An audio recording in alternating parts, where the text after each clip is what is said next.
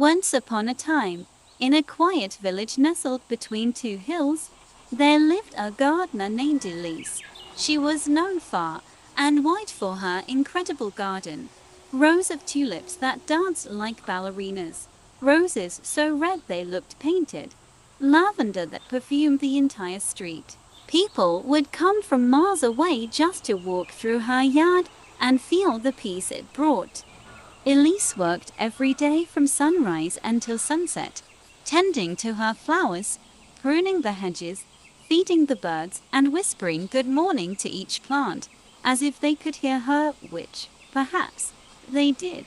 But while she gave everything to her garden, she rarely took care of herself. She forgot to eat lunch more often than not. She ignored the ache in her back because she was too busy tying up vines. And when friends invited her out for tea, she always said, maybe next time. Her garden was perfect, but inside, something was wilting. One evening, after a long day of planting new herbs, Elise sat down on her porch with a cup of chamomile tea. The sun dipped low, casting golden light over the petals she had so lovingly cared for. And then, for the first time in years, she simply stopped. She didn't water anything. She didn't pull weeds. She didn't even check if the tomatoes were ripe. She just sat. As the sky darkened and stars began to peek through, Elise noticed something she hadn't in years: the moon.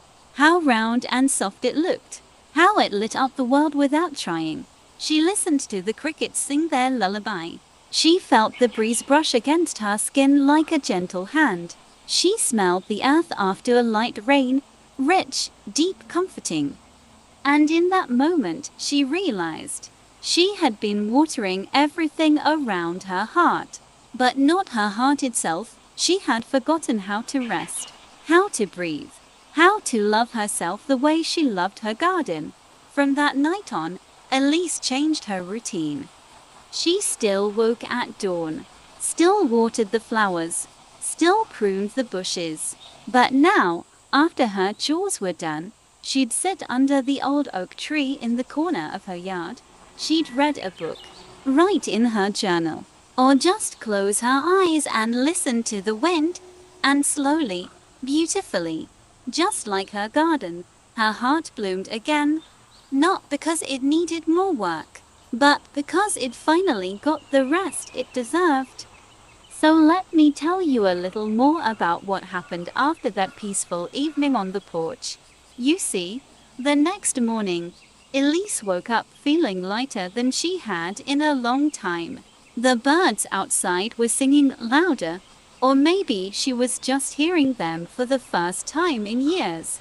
She walked barefoot into the garden, the cool grass brushing against her toes. She smiled at the bees humming from flower to flower. She watched a butterfly land on a daisy and stay there for a full minute, wings fluttering like pages turning in a book. For breakfast, she made herself fresh eggs, toast with jam, and a pot of mint tea, not because anyone was coming over, but because she deserved it. Then she went into town.